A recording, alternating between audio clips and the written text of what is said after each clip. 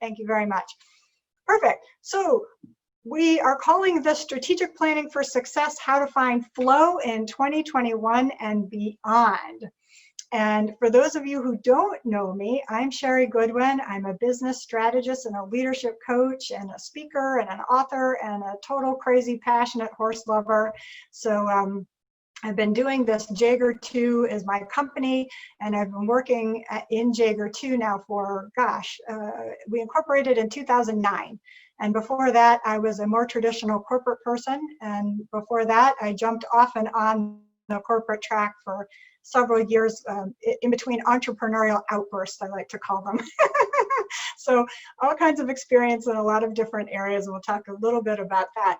But really what I wanted to share with you today is this whole concept of flow. Because I'm always very, very interested in optimizing potential, optimizing human potential, or maybe not even optimizing, but just exploring it. You know, it's always a choice to figure out, well, how far do you really want to go with something? Because sometimes good enough is just good enough and you're fine with that. So this is not to put any pressure on anyone. It's just to say, okay, here's some possibilities that you may or may not have considered before. Here are some ways to get there, and you know, just stay open. 2021 is all fresh, including actually right now. We don't need to wait till 2021. You're on this line today with me right now. I'm grateful. So just by saying yes to this tonight, you've already brought in fresh energy. So thank you for that. So you're already started. So let's go ahead and jump in. So this is one of my favorite quotes from Buckminster Fuller, who is this amazing inventor, architect, he's an author and a futurist. And he says that you never change things by fighting the existing reality. To change something, build a new model that makes the existing model obsolete. I think there's a lot of wisdom in there. In fact, I know there's a lot of wisdom in there, because a lot of us get into this habit of fixing a problem. And we'll get this kind of myopic view and drill down into what is going on, what's the problem, what's the thing, what's this one little thing, and we keep focusing on that. Meanwhile, we kind of start to lose sight of the bigger picture. And I believe part of what Buckminster Fuller is saying here is we want to just create a whole new environment. We want to create new conditions. We want to create a new paradigm in which that other thing, whatever that problem was, it doesn't exist. It can't exist because of the environment that's been cultivated, because of the mindset, because of the people, because of all of these other things that are happening. You can actually make shifts by creating a new model, and the old stuff just can't exist. So we're going to look at that. And then, of course, there's great wisdom always in these Chinese fortune cookies. And this is one that stayed with me since I was in high school. And so we used to get Chinese food takeout all the time when I was living with my family in high school. And I opened up the little fortune cookies, and it was always very exciting. And so this one was in high school, and it said, control your own destiny or someone else will. And I thought, man, that's profound. I mean, who's writing this stuff in the Chinese fortune cookies? These are some philosopher types. And it really resonated with me, mostly because at the time, I was the oldest child, and my family, there was a lot of suffering. And there was a lot of, you have to work really, really, really, really hard to get ahead. And so we all have great work ethics, which is awesome. And there's a little bit of a lack mentality that comes with that sometimes, that I have, and I've had to kind of overcome over the years. And part of this was I didn't feel in control of my own destiny. I felt almost like, well, here's these conditions, and they're not conducive to where I want to go. And when I got this little fortune cookie, it was like, well, hold on, maybe I can control my own destiny. What would that look like? What could that look like if I started acting in that way and behaving in that way? So lots of power. I mean, you never know when you're going to get the insight, right? When it can come in a fortune cookie, it can come from your kid, it can come from somebody at the post office. You don't know. So there's some things to think about there. So let's go ahead and go on to the next slide. Oh, stuck. Let's see here. There we go. So today we're going to talk about your success strategy for flow right now. First of all, we're going to talk about flow and what it is and what's required for flow. And then we're going to talk about the power of the heart. And I know Diane Hayworth is on here. She's a heart-centered success coach, and she is amazing at this work. So if you want extra insight into heart stuff, talk to Diane after this is over. Then we're going to talk about leadership in the high impact zone, and I have a high impact leadership model I'll share with you about that. And what we're going to do is we're going to integrate all three of these things, this concept of flow, this concept of heart, and this concept of this high impact leadership and getting into this high impact zone. So I spent 20 years, over 20 years as a scientist. I have a master's degree in biology. And one of the things that I like to do is distill things down to their simplest components. And I also like to research just for fun, which is just, oh boy, you can go down a tunnel with that. And I like to integrate information. So what I'm trying to bring to you tonight is the best of what I've learned so far in all of these three areas: flow, the heart math, heart power, and the leadership piece, into this integrated success strategy for flow now, in 2021 and beyond. And then we'll open up the line for questions and everything, as I mentioned. So let's move on here. So what is flow anyway? So when you think about flow, actually you shouldn't even think about flow. You have to feel the flow. Flow is not a thinking state. Flow is a feeling state. And if any of you guys have played sports, you may have felt it in some sports, like a peak performance or a team performance. You can find flow in painting, in drawing, sitting in nature, having a conversation, giving a talk even. And flow is really being in the zone. We talk about being in the zone. And the person who came up with this term is Mihaly Csikszentmihalyi, which I struggled pronouncing for many, many years when I first learned his name many years ago. Amazing, amazing guy. And he's written several books, but this is The Psychology of Optimal Experience is the one that I have from 1998. It's one of his first books. Great stuff in there. And he says flow is being completely involved in an activity for its own sake. The whole being is involved, and you're using your skills to the utmost. And it's really true. So for anybody who has experienced that flow state, I mean, just think back right now when there may have been a time in your life when you were in flow. Now just give it some thought and maybe think about, jot that down somewhere and just say, hey, what was that? You know, what happened for me? What was going on for me? And what Mihaly says is that, yeah, people do call him Mihaly because look at that last name. That's just hard. So what Mihaly says is that there's a combination of challenge level and skill level. So the challenge, as the challenge level increases and the skill level increases, you get to this place of flow up here in the right-hand corner. But down, they'll say, look at the opposite of flow is apathy. So that's like folks that don't care because there's a low challenge and there's a low skill level. And it's like, whatever, easy come, easy go, don't really care. But then as soon as the challenge starts if the challenge starts increasing, and the skill level doesn't increase, you start going up this curve on the y-axis here of apathy, worry, and anxiety. And you can start getting stressed out because you're, in horse terms, you're overfaced, which means the task is too big for the current skill level. The other side is on this y-axis here on the bottom, the skill level.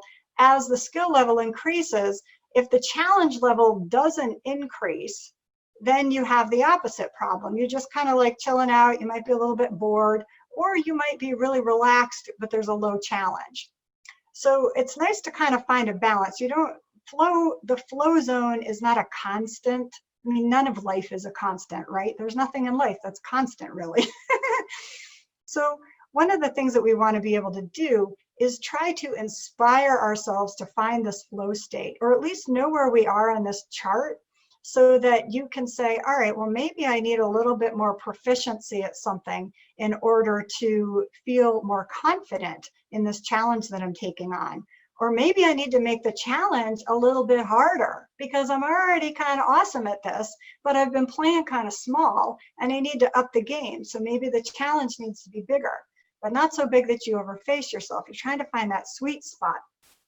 So what happens here is, There's a man, Stephen Kotler, he's the Flow Research Collective, founder of the Flow Research Collective, and he has some really interesting work online. You can Google his name, come up with some TED Talks and different things. But he says what happens in flow is that the brain is producing performance enhancing neurochemicals. And in a flow state, it's the only time that you're actually getting all this specific blend of endorphins. And serotonin and dopamine and norepinephrine and others that amplify the intellectual and cognitive performance. And flow follows focus. So you have to be able to give focus. So when you think about that, you know, what are you giving your full focus to? Just pause for a minute and think about that. You know, when's the last time you gave your absolute full focus to something? And maybe it's right now, and thank you for that. But full focus, that means you don't have any of that brain chatter going on, like, oh, I should be over here, or, oh, I didn't pick up the kids, or what am I going to get for dinner? I need to make this, or oh, I didn't pay that bill, or oh, the dog needs, whatever it is. And then there's all the ego stuff that goes on in your head too, of, oh, I don't know if I did that right. I don't know if I'm doing it right. Oh, I should be doing something different. You know, there's all these other little things, that voices that come in. You don't have any of that in flow. All that chatter is gone because it can't happen because of the environment that has been induced in your own brain. And this goes back to Buckminster Fuller, you know, creating a new model where the old issue can't exist. You can't have negative self-talk or any kind of anxiety and worry when you're in flow. You can't, because of the chemicals that are flooding through your system. That makes sense? Yeah. So really powerful stuff. So here's the coolest thing, is we can actually create. So we're going to break this down. It's like a recipe, right? You know, if somebody can make great spaghetti sauce, you can make great spaghetti sauce if you have the right recipe and you have patience. Well, you can you can get into flow once you know the recipe. Now, it's not easy, might not even be as easy as making spaghetti sauce, but you can do it. All right. So let's explore this a little bit more. So the reason why flow is important, I mean, just from practical perspective, there's all kinds of evidence, and you can Google it just as much as I can. But here's a couple of things that came up for me. There was a McKinsey report. It was a 10-year study of executives across the country. And they found that executives who were in a flow state were 5 times more productive. 5 times more productive, a 10-year study, and that's McKinsey. So that's the site there if you want to check that out. That's pretty interesting. So not only executives, but anybody in a flow state is more productive for sure. This is just the group that they decided to study. Then Stephen Kotler from this Flow Genome Project, he found that across the board, there's faster learning times, there's better sports performance, there's increased creativity, there's better teamwork. And he and his company work with large corporations across the world, across the globe, and they're seeing these trends. So what happens is the flow state, oh, and in the military too, there's been all kinds of studies on flow and how to increase the sharpshooters' accuracy and all that. It's amazing. So there's a competitive advantage here for being in flow, and that's what they're trying to look at now. And then just in my own experience right now over the past, let's say, since 2009 in this business, many of my clients, my business coaching clients, have achieved top financial performance, and then they exceed it the next year, and the next year, I mean, it just keeps going. And that's because they're able to work in this fully focused flow state. Many have new market reach, lots have secured new leadership positions. They've kind of moved around. Some have founded new organizations. The folks that are working with teams, they're finding better team alignment. Some have reinvented completely. All have gained confidence, peace of mind, and really the biggest deal is the joy. You know, just this kind of certainty and peace in knowing that you're on the right path and you're positioned for deep impact. I mean, there's almost nothing better than feeling purposeful in your life, I think. So those are some that's, you know, my own personal evidence from my client base, and then there's tons of others just anecdotally. So it's a really great thing. And then the other part of it is that you just feel better. You feel better in flow. So these are just a couple of personal slides for me. Now, I'm always looking for evidence, and sometimes the evidence is invisible, right? which is great because there's some kind of inner transformation in yourself. And maybe it becomes visible to the people around you, and it's probably visible to yourself, but it doesn't always have to manifest outwardly in this kind of stuff. But it's nice when it does. So one of my big dreams was to have a nice horse farm, and we bought this little land in 1998 and eventually transferred it, kind of reconstructed, reinvented it into this place that you see here in this other photo. And that's where we're living now. Now it's not perfect, lots of issues still with that. You have to admit someone here, there we go. But it's, it's part of this dream, and being able to navigate in flow and using other skills too, which we'll talk about in a minute, to be able to pursue your dream. And then I was an environmental scientist, like I told you. I worked for SAIC and Tetra Tech and other companies for many years as a strategist and a scientist and an analyst, lots of different roles, and decided, well, I really have this passion. I think that I might be able to add more value to the world in a different capacity. So I started making these switches, and it was really all around following my passion and finding my own flow zone. So I'm telling you this stuff, I'm walking this talk to the best of my ability, and I'm totally human and I have all kinds of flaws. And it works. So I'm not just telling you this because it sounds good or this is what I've learned. No, it's just what I live, and this is what I do. So wrote a couple of Amazon bestsellers. The last one came out in 2019, which is super fun, leadership books. Never in a million years did I think I would have tons of executives and leaders and groups out here to work with my horses. What? Never in a million years. I was just riding, and competing like a normal rider would, and then ended up kind of pivoting and doing all of these other things that really leverage my own skills, talents, passions, values in a way that added more value, I hope, to others, and increased my own capacity and my own joy. And giving talks. Never in a million years did I think I'd give talks. I was so scared of public speaking.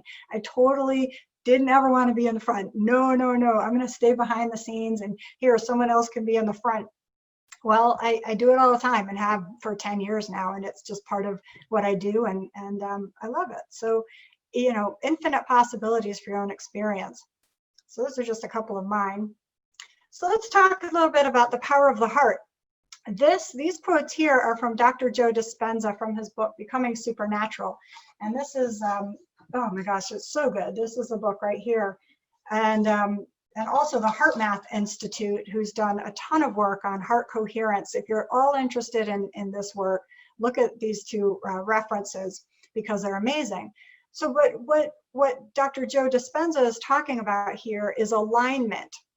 And that's what I'm talking about as well. And he says, when you open your heart center, practice feeling an emotion before the experience occurs, and marry it with a clear intention, the body responds as if it's in the future experience. So how many of you guys have done visualization techniques maybe?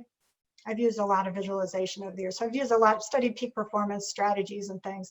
And visualization is when you run something through your mind and you're imagining different scenarios. But what often happens is what we are imagining is the worst case scenario. And we're running that over and over in our mind. And what's happening is then you're feeding your mind and you're getting yourself freaked out. You're like, oh no, what if this happens? And what happens then is your brain is producing all of those chemicals of worry and fear and doubt, and you're starting to groove neural pathways in your mind to get access to those types of chemicals faster and faster, and they start to become hardwired, and then it becomes a default. So what we want to do is first notice that that's happening to you, and then you want to shift and say, all right, hold on. Let me open up my heart. Let me come at this from a place of confidence and just suspend disbelief, right? What if?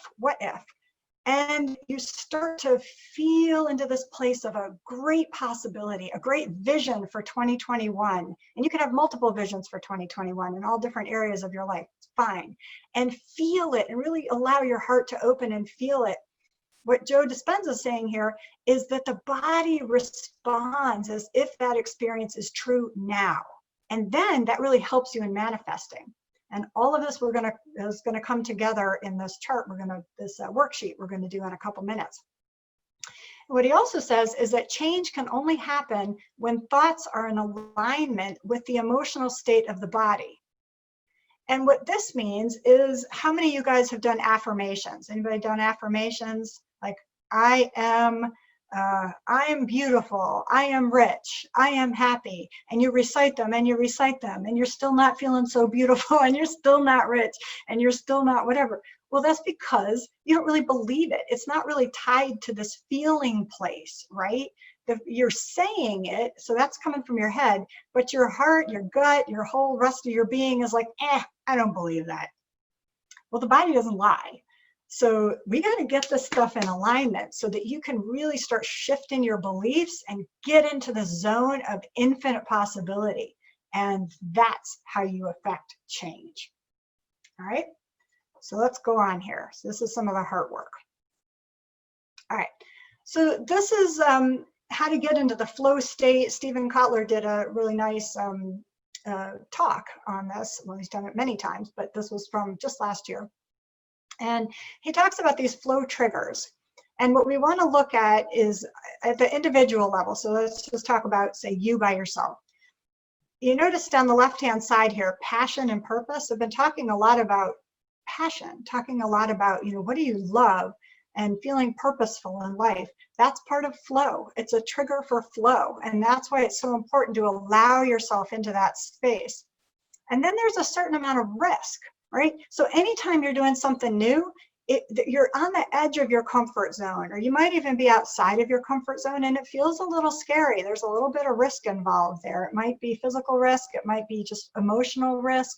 It could be psychological, like you're letting someone in. You're like, I don't know if I could really trust them, or you're taking a risk in your business or your career, whatever it is. And then there's the novelty piece. It's something new.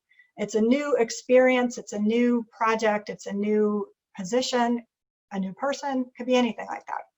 And there's a certain level of complexity, so it can't be too easy, because remember on that one chart that we had there, when things are too easy, you can start to get bored. So you have to kind of play with this and notice. So as I'm talking here, just think through in your own life, where do you easily get bored? And where do you start feeling like, ooh, I'm getting kind of juiced up, I'm feeling kind of excited about this? And notice the conditions under which that's starting to happen.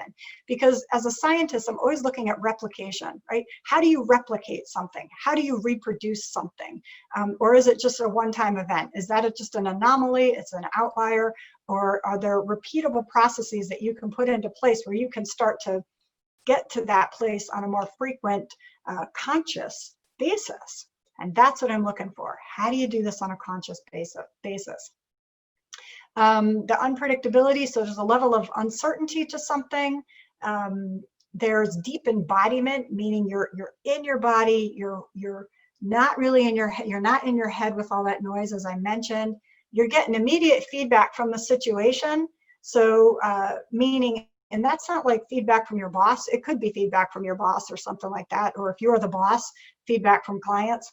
But what I'm talking about is more of a sensory feel. You're like, woo, and that feels different. And you keep modulating based on the feel that you get, based on the input that you get, based on the reactions that you're getting. You're shifting, so that anybody who's played sports, anybody who's been in a dynamic work environment, your radar, that spidey sense starts going off, and you're like, ooh, ooh, ooh, and you may not even be consciously aware that you're making these little shifts, these little micro shifts, and that's what you're responding to. That's feedback. There should also be clear goals, and we talked about that challenge to skills ratio. And then for creativity, you start to recognize patterns in things sometimes. That's what happens with artists, and they start to see things and they start to bring forward, and that inspires something new. It's pretty awesome if you can really get into the flow state. So think about, where has this happened for you already in your own life? And then Stephen Kotler also has these group flow. So that's really important. If you're leading a company or a group or a project or anything like that, you want to pay close attention to these group triggers. And one of the things here that I really love is the shared goals. And that's something that is not always articulated clearly. It'll be like individual goals, maybe team goals, but they're kind of out there. When we really have a sense of shared experience, that's when we start to feel flow in a group. And I'm not going to go through all of these, but there's also this yes and. So when you're talking to people in a group, it's important to always validate what someone else says and add to it so the conversation grows. Now, you don't need to agree, and validation doesn't mean agree necessarily, but validating the person, and then you can say, that's interesting. If you don't agree, you can always say, that's interesting, and I wonder if, and so then you're adding a new dimension to the conversation without being kind of conflicting with somebody else. And that's not to say you don't want opposing viewpoints. You always do want to share that, but it's how you do that. It's this collective yes, because it's all in the spirit of mutual growth forward, right? So equal participation, blended egos, there's this autonomy piece. Daniel Pink, who's a researcher, he wrote Drive several years ago. It was a great book, The Truth About What Motivates Us. And he found that at work, what motivates us is autonomy, purpose, and mastery. And so that comes out in a group as well. So how much can you give your group autonomy for something? How much mastery do they have over their own project, their own work? And then how purposeful do they feel? And that all ties into the goal and open communication. So you could do this on an individual level or at a group level. So I'm sharing this with you because most of you are, well, all of you guys are leaders of your own lives, leaders of your own path. And as leaders, you have a lot of people in your sphere of influence, and that can be your group. So this is not just a work group. This could be a family kind of thing, you know, lots of uses here for this. Okay. So what's also important is to know yourself. As you're going into flow and as we're all going into 2021, it's a great time to really reflect on yourself, because the better that you know yourself, the better you can serve others and the more good you can do in the world. And then the happier you're going to be. You're going to be in that flow place because it just feels good to be purposeful and doing good stuff in the world. So we always want to be cognizant of the underlying fuel source. And this I learned mostly from horses, because horses are prey animals. They eat grass, they're herbivores. So they're very, very close to their instincts and their fight, flight, freeze. And most of the time, it's not so much fight unless they're trapped, but they do freeze and they do flee. And that's a fear-based driver. So they tend to be a little suspicious until they trust you. And a lot of people are the same way. So what we want to be mindful of is when you're walking through the world every single day, what are you being motivated by? Are you being motivated by fear, anxiety? Are you feeling pretty confident? Are you coming from a place of service and you're feeling like, oh yeah, this is for something bigger than me? Are you coming from a place of abundance? You're coming from a place of lack and scarcity, like I was for many years. You're coming from a place of trust. What's really going on? What's your vibe underlying everything? Even a conversation, even an email, even a social media post. You know, you see your friend post something and you're like, oh, that's so sweet. Oh, it's beautiful. And then you're like, oh, kind of jealous. Oh, now I have comparison despair. You know, oh, now I feel crummy because I should have done that. And look how great they're doing. And I'm not, yeah. I mean, you can be all over the place with this stuff. So the most important thing is not to judge yourself, but just notice. Notice what's happening underneath your behavior. Because when you can get to the root of that and you can map a strategy on top of a really strong, positive energy fuel source, then you become super powerful. So what happens with this fear-based energy, that's competition, lack, you have something to prove, or you're feeling not good enough, and so you kind of come out like you have something to prove, that really tends to repel people. It's kind of a desperate, weak, insecure vibe. And horses move away from that. And people move away from that, given an opportunity. And if they can't move away from it, some people get angry in the presence of someone who's insecure. Some people get dominant in the presence of someone who's insecure. So just kind of notice this.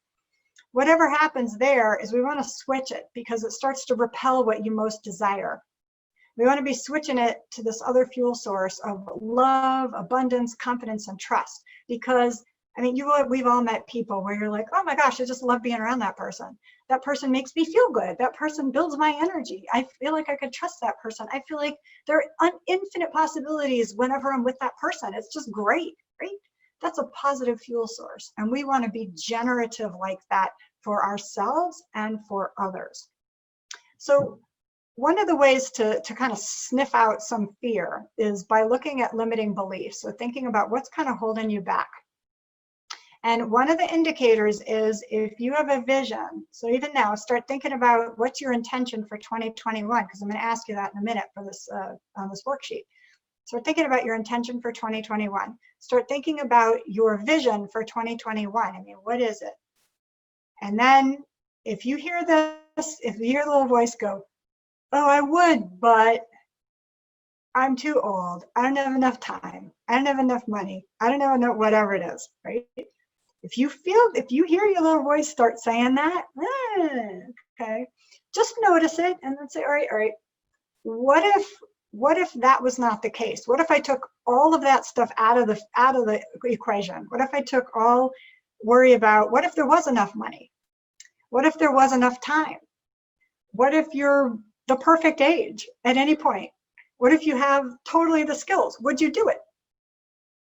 The answer might be no, actually. It might be some dream that you've been fantasizing about, and then you take all the factors that prevent you from doing it. You're like, I don't really want it so much anyway.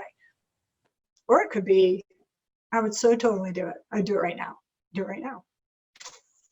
And when you say that and do it right now, right? I don't even know what it is, but it makes my heart kind of get all excited about like whatever it is for any one of you guys. It's making me kind of happy.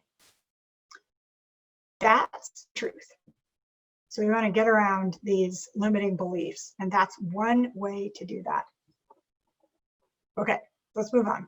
All right, so I just have a couple more charts because I'm a chart person. I love making charts. And this is something I put together. I was really thinking about this, and it's very simplified. It's not physics, all right? So if you guys, any of you guys are physics people, I'm sorry. But this is what I call the energy of creating something new. And so think about it. You know, all of a sudden you feel enlightened and you're inspired and you're like, oh, about something you might have just heard. And there's an energy around that, right? And what that is potential energy. It's potential energy because it hasn't done anything yet, but it's there. That's potential energy. And then you're like, oh, and you start focusing and you start pondering like, maybe I could put this into place. Maybe I could start this new organization. Maybe I could start a new company. Maybe I could get a new job. Maybe I could move to wherever.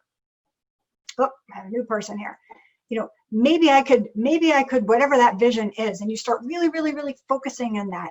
And you're giving it a lot of focused awareness and attention. Remember we talked about flow. One of the most important factors in flow is getting super focused and getting very present, right? And giving something your full attention. And then you make a decision. You're like, yep, I'm going to do it. I'm going to start that company tomorrow, or I'm going to quit this job, whatever it might be, and have a whole new grand life. You make that decision and you start taking some action. And all of a sudden that potential energy turns into kinetic energy. And kinetic energy is action. That's what drives action. And you start going down this course and you're creating a new reality. But if you never do anything, it's still up there as potential energy, right? So for light to turn into matter, for enlightenment to materialize, you go through a process of converting potential energy to kinetic energy, taking the action, and you're creating a new reality. And it's an iterative process because you're constantly going down. Then you have a new idea and you have a new potential, right? New potential. So we're going down this process, and this is just something I thought about. I was thinking about enlightenment. What is that? Enlightenment. Well, it's to be filled with light and insight. You're always talking about light and sight and all of these kinds of bright things. And then we're bringing them down into the material world through this process of converting potential energy to kinetic energy to manifest something in the material world. That makes sense to you guys? Yeah. So this is a process. I'm always trying to become aware of these different processes and what does this really mean, and simplifying it down so that I can be the alchemist, right? And just create whatever you want. And so like, all right, I need more dopamine. All right, I need more serotonin. Oh, I need more norepinephrine, or I need more adrenaline. I need to be a little scared. I need to be a little bit scared, because being a little bit scared can really drive action and it can fuel you. Now, fear can keep you safe. Fear can keep you stuck. Fear can drive you. It's awesome. Fear is not a bad thing. Fear is a great thing. Fear is an absolutely great thing. I mean, fear is the only reason humans are still alive on the planet now, because we learned from fear and we learned how to get to a place of safety, and we mobilized ourselves to move forward along a trajectory. So fear has gotten really a bad rap. Fear is not a bad thing. The thing is, when you're in extended periods of fear or low-grade anxiety, it's not a sustainable state. It's meant for these quick bursts to get you moving, get you out of danger, move something forward, and then you come back. And what happens is a lot of people don't come back. That's where you get into trouble. So let's move on here. Okay, all right, here's the last chart. So folks that have worked with me before know all about this high impact leadership model. This is also in Reinventing Greatness, my last book from 2019. And what we're looking at here is this intersection of fuel. We talked about the fuel source, right? This is your mindset, this is your beliefs, this is the energy that you're projecting, the energy that's driving you from moment to moment. Then we talked about a vision, being really clear on what you want to have happen. Mahaley talked about having clear goals. So this is where the vision part is really important. And then there's an action piece, because what I see happening a lot, and there's this potential energy. So in number one, if you have positive fuel and a great vision and you're talking about it all the time, and you're talking about it, and you're like, oh yeah, oh, if I only did this, and if I did this, this is what I see happening, but you're not taking action, that's all potential energy, right? There's no kinetic energy happening. There's no materialization happening or manifesting, because the action piece is missing. So we end up in this all talk, no action. And that happens a lot for people. And then in number two is when you have the positive fuel and you're taking a ton of action, but you've lost sight of your vision. You lost sight of like the bigger picture. Why am I even doing this? You know, where am I going with this? And that's when you're caught up in the day-to-day so much that you haven't stepped back to see the bigger picture and to be really clear and confident that that's still what you want to have happen. And so you get scattered results and you get kind of frustrated. And then and number three is when you have this grand vision or a very clear goal and you're just taking a ton of action, and you've been doing this possibly for years. And I see a lot of successful business owners doing this, a lot of leaders doing this, and they're really at the top of their game, but their fuel source is not always great. The fuel source has not been nurtured in a way that's sustainable. So it's not sustainable, and they end up burning out and they quit and they do something else. And that's not a bad thing either. Sometimes it's good to just go do something else and quit something, but not if it's your dream, not if it's because you have not been taking the time to fuel yourself positively and nourish yourself. Then that's just a bummer. So in the middle of this is this X, and that's the high impact zone. So that's where you've got the right blend, right? We're the alchemists now. We have the right blend of fuel, we have a clear vision, and we're taking the right kind of action. And you get right in that high impact zone. And really what that is, it's not always a flow state, but it's a high impact state. It might be a flow state. It can be a flow state at times. And I have to tell you and be honest, it's not always a flow state. You're working smarter, not harder, and you're getting better results. And you may or may not be in flow. Sometimes you're in flow when you're totally in the zone, you're giving it your full focus and your passion's in there, and that's great. And sometimes you're not, and it's okay, right? Okay, so let's jump in here. Okay, so what I've done is I just took the worksheet that this is the handout that I had put up on the Eventbrite link, and it was a, where did I do with it? I had it up on the Google Drive, yeah. So I had a Google share, and all you had to do is click that link. It should have come up, and you should have been able to download it or print it. If you haven't, don't worry about it, because this is it here. This is the top half. And you can always go back and grab it. It should be in at least the email from today, the reminder email. And it should also be in the, well, for people who just registered in the past few days, it'll be in that email too. So what we want to do now is think about this. We're going to work through this. What time is it? We'll double check, make sure we have some good time. Okay, good. So for the next few minutes, I just want to walk you through this, and you can jot down some notes if you'd like. You don't have to complete this obviously now, but whatever comes to your mind as we're talking, you might just want to put down one note, one word, a sentence, make a note, because you can come back to this. I sent it to you in Microsoft Word, so that way, you know, you're not confined to these little boxes. You can make them as big as you want or whatever, and you can completely use something different. Take it out of this format and put it into whatever you want. And some people like to make, put pictures in, so it doesn't always have to be just words. It could be pictures, it could be colors, it could be photos, it could be anything you want. So first thing to do is to start with your intention for 2021. So thinking about, what do you want? What's your vision? You know, what's your intention for 2021? And just think about it right now, and I'll share, where's mine? I wrote some of this down too myself, because I have to do this too. So one of the things I like to ask my clients is say, like, what's your word or what's your phrase for 2021? And some will say flow, and some will say success, some will say family, some will say joy, some will say health, some will say abundance, some will say alignment, all kinds of different words that come up for you. So what's your word or what's a phrase? I'll share mine. So what came to me is, I actually had a few phrases. So community, passion, sharing expertise so all can grow. That's kind of what I do anyway. But I thought that was a little bit of a different twist. Like I've had impact was one of my words for 1 year, and I have all kinds of different words. So my intention, I took those words and I made an intention. And you can do something similar if you want. So here's my intention for 2021, actually starting right now, which we're actually doing, which is kind of fun. So here it is. My intention is to expand community of passionate professionals dedicated to learning and sharing their expertise and leading and inspiring themselves and others to new heights. That's fine. So we're doing that right now, right? You guys are all here with me. You guys are living my own intention right now. So thank you for that. That's very cool. But that's fine. So think about what might be one of yours, and why is that important to you? Why is that intention, or why is that word so important to you? And how does it make you feel when you write those words and when you live those words and when you kind of picture yourself?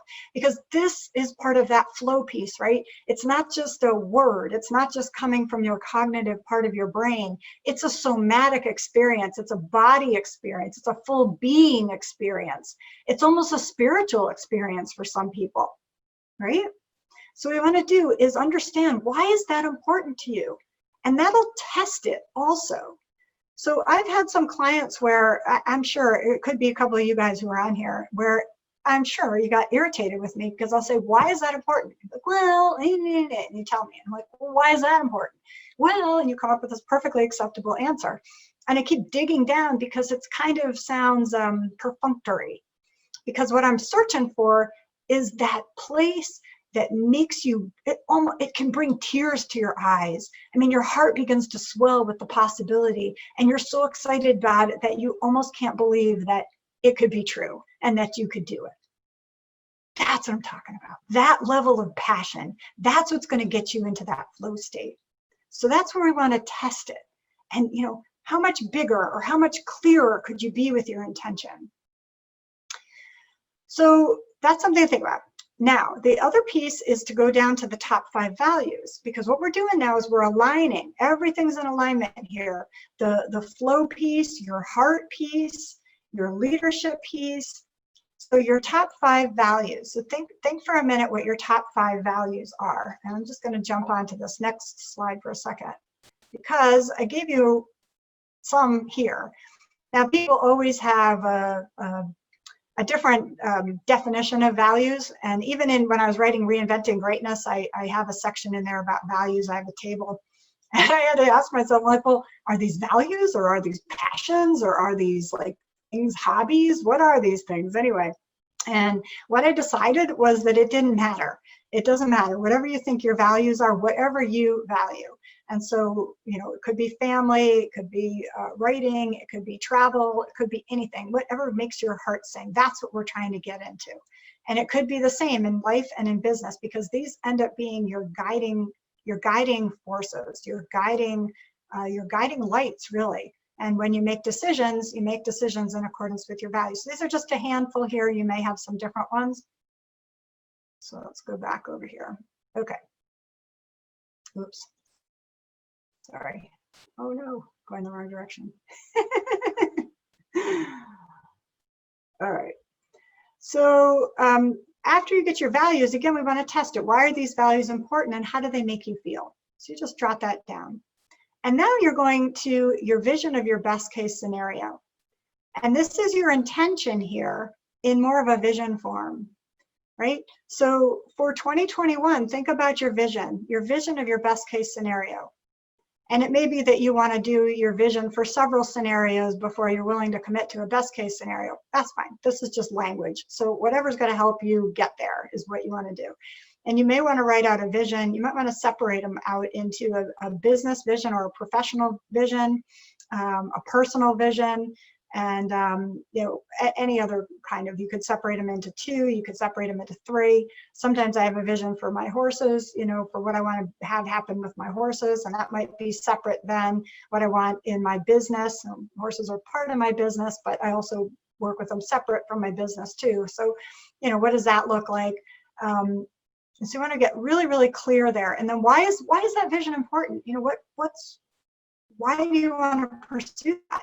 And how does that make you feel? Because again, we wanted to get into that same place with those endorphins and the dopamine and the serotonin. And that way, when you're in this flow zone, if it starts bringing a smile to your face, and when you're doing this, please don't just take out any limitations, all right? Anything that comes up for you, just imagine that this is best case scenario, given everything goes perfectly. Everything goes perfectly. No limits, unlimited. That's how you dream, and that's how you're able to really be creative with this. Okay, so let's go to the next here. All right, so then the next thing, remember on the flow chart, we talked about expertise, so skill level. And so this is why strengths are really important too. So we want to understand, you want to make sure that you know what your top strengths are. And you may know because people have told you and you've gone through life and you know what they are. If you're not totally sure, you may want to go, I put a link here to the top 5, it's called Clifton Strengths, it used to be called Strength Finders. It's $19.99 online at this link. I have no affiliation with it whatsoever, but I do like to use it for my clients and for myself. I found that it gives me some interesting insights, because what you want to do is be able to blend your best strengths with your values and your vision and your intention, because that's creating this cocktail of awesomeness. And you'll be able to really position yourself and narrow your focus and bring the best of yourself to your work or however you're going to apply it. And there's been many, many studies that show that people who work with their strengths, their top 5 strengths, now you have many strengths, but your top 5 strengths, people that work with your top 5 strengths or their top 5 strengths on a regular basis are happier, are more productive, feel more connected, and feel much more purposeful and live meaningful lives. So it's just a really good thing to know. And then again, why are these strengths important? How are they showing up for you? And how does it make you feel? So having some kind of sense of accomplishment, or yeah, that's me, that feels good. I have some really good competency or even expertise in these areas.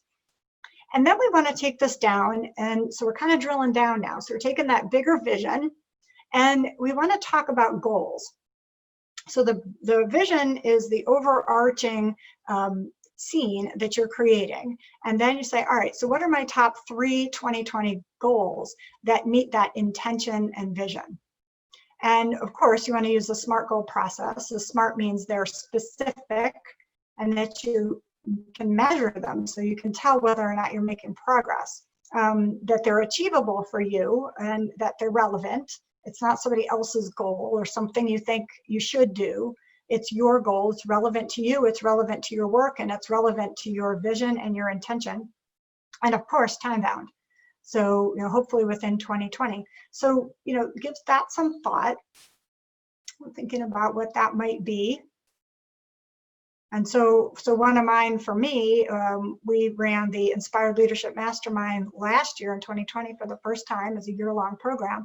And I'm running that again for 2021. And that meets, that's one of my goals, is to get people in there. I've got a great group already. We're starting in January, but specific. So you can see that's a specific program that I've developed. It's measurable.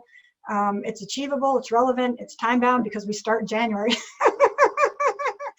And it's consistent with, what did I say? I said my intention is expand community of passionate professionals dedicated to learning and sharing their expertise and leading themselves and others to new heights, or inspiring. So for me, it's all consistent. That would be one goal. So think about what that might look like for you.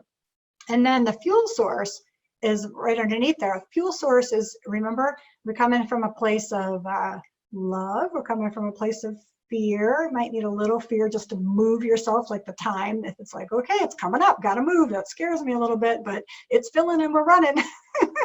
Sometimes you can use it that way. But the fuel source can be things like, it doesn't need to be just love or trust. You can be even more specific with your fuel source. So when I think about going out to work with my ex-racehorse, he can be kind of flighty. He's whatever. And so I always have to remind myself, with any horse, but specifically with him, I need to be calm.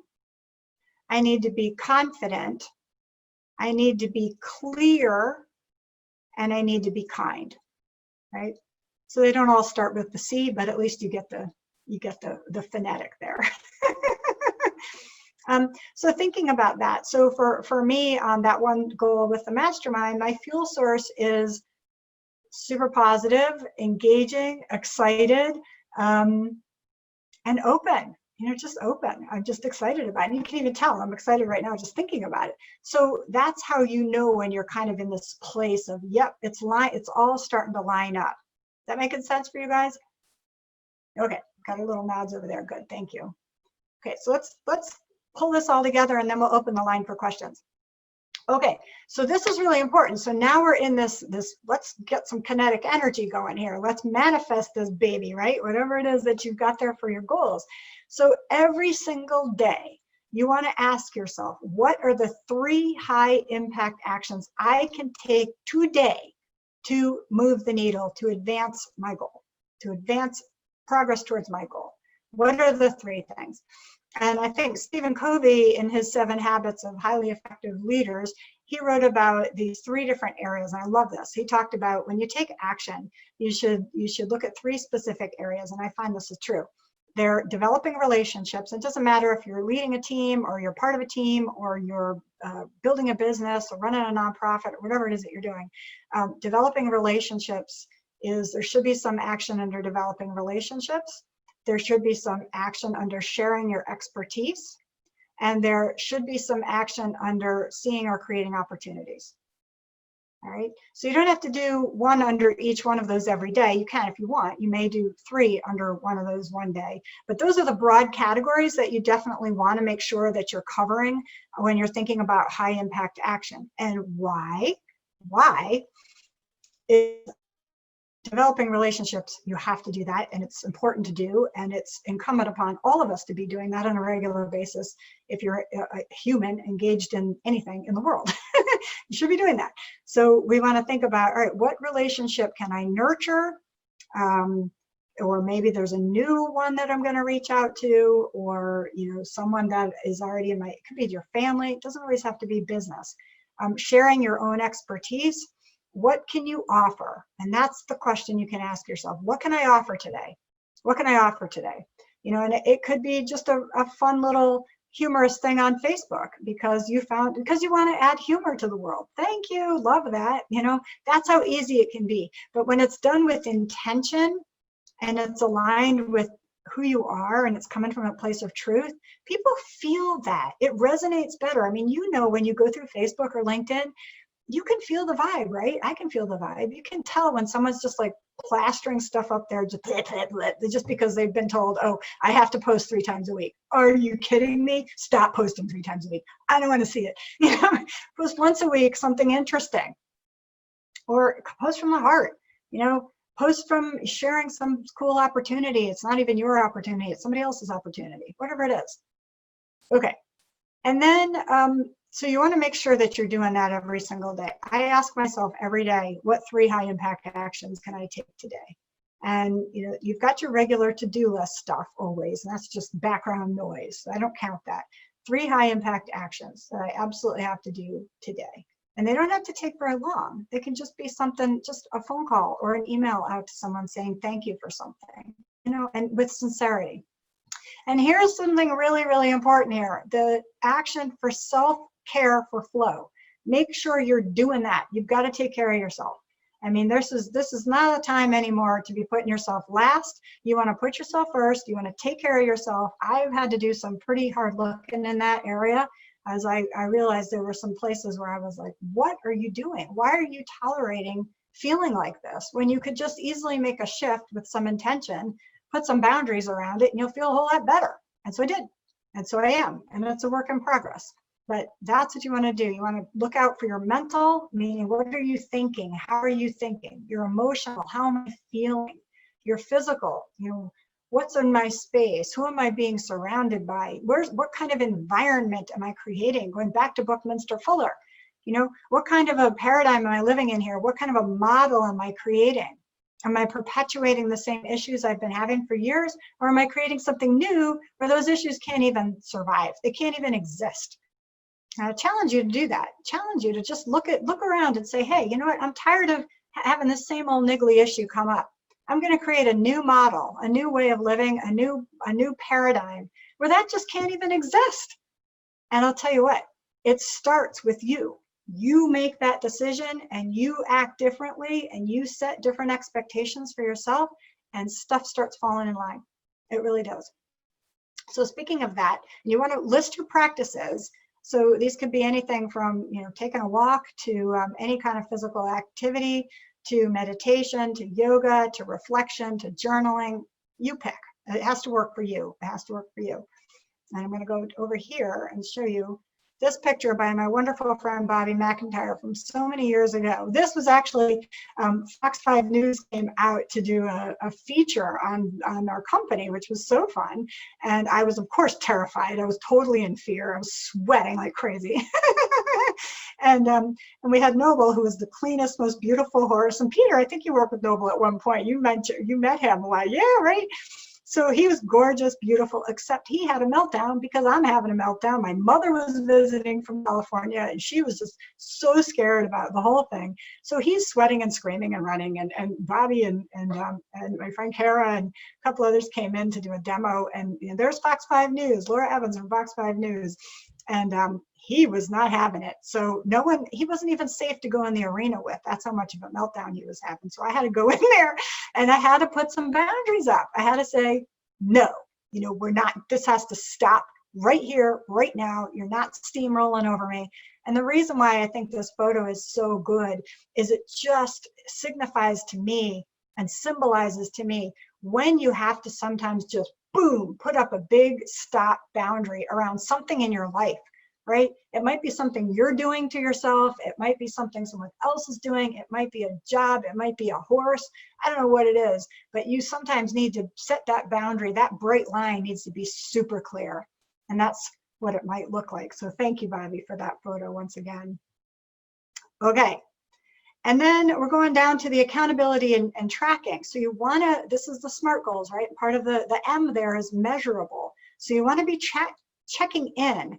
Where am I with this stuff? Where am I with the baby step? What's working for me? Where did I take off too big a chunk? I overfaced myself, right? I didn't quite have the skill level or the expertise to do that thing. That's okay. That's just information. Just back down, back off it. Don't not do it. Just make it smaller, right? Sometimes we're like, oh, I couldn't do it. It didn't work. And we kill it and we never go back. Sometimes all you have to do is just take it down maybe half and easy peasy, you got this. And then you can start gaining traction again. So you decide, on all of these different elements, you want to decide the frequency of check-in. I suggest, now depending on what it is, at least quarterly, all right? Don't let yourself get too far out there without checking in. And you may, I have an accountability partner I've been working with for 10 years for personal coaching, and we call each other once a month and we do a deep dive accountability. That can work too. I have my other, I'm always investing in my own coaching for myself. So I've got people checking on me, and I've got, my stuff to make sure that I stay on track, because the way I wrote those books, I hired a book coach. I mean, I mess around with this stuff because yes, you can do it on your own, but sometimes if you really have a big goal or you really want to change things up, to be able to be in that new paradigm or that new model that Buckminster Fuller's talking about, sometimes it takes another person to help you with that, or a group to help you with that, because your default is going to want to go back. You're going to want to go back into that default position. It's almost like if you're changing your golf swing, or you're changing your serve in tennis, or anything. Your arm has this pattern it wants to go to until it learns a new way, and it's awkward for a little while. It needs some support and instruction, and that can always be helpful. And then, of course, you want to celebrate along the way, and you want to make sure, what can I celebrate today? I always ask myself, what are 3 things I'm grateful for today? And what are 3 things I can celebrate today? And sometimes on maybe a really crummy day, it might be, I woke up. Honestly, I got out of bed. I got dressed, I don't have Zoom pants on. I've got something else on, or whatever it might be. It doesn't matter. Be gentle with yourself. Nobody needs more drive.